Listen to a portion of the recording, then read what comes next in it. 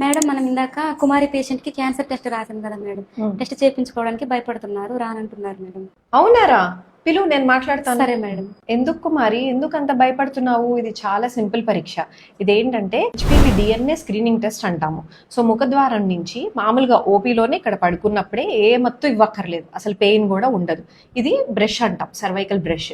దీంతో ముఖద్వారం దగ్గర నుంచి చిన్నగా ఒక బ్రష్ లాగా ఇట్లా శాంపుల్ తీసుకుని ఈ లిక్విడ్లో వేసి మనం ల్యాబ్కి పంపిస్తాం. దాంతో మనకి రిజల్ట్ వస్తుంది. ఇది చేసుకున్నంత మాత్రాన క్యాన్సర్ ఖచ్చితంగా నీకు ఉంటుందని ఏమీ లేదు, ఉందేమో అని డిటెక్షన్ ముందుగానే తెలుసుకోవడానికి. అయితే 26 ఏళ్ల నుంచి తర్వాత 49 ఏళ్ల వయసు వాళ్ళ వరకు కూడా ఇది చేయించుకుంటే మంచిది. ఎప్పుడు చేయించుకోవాలంటే ప్రతి 3 ఏళ్లకి చేయించుకుంటే మంచిది. లేకపోతే రిస్క్ ఎక్కువ లేని వాళ్ళు ఉన్న వాళ్ళకి 5 ఏళ్లకు ఒకసారి చేయించుకున్నా సరిపోతుంది. ఓకేనా? చేయించుకుంటాం ఇప్పుడు. చూసారు కదండి. సో స్క్రీనింగ్ టెస్ట్ చాలా సింపుల్. ఇండియాలో second most common cancer cervical cancer. So అందరూ కూడా ఈ టెస్ట్ చేయించుకోవాలి అండ్ తెలుసుకుని ఉండాలి. So prevention is always better than cure. Thank you.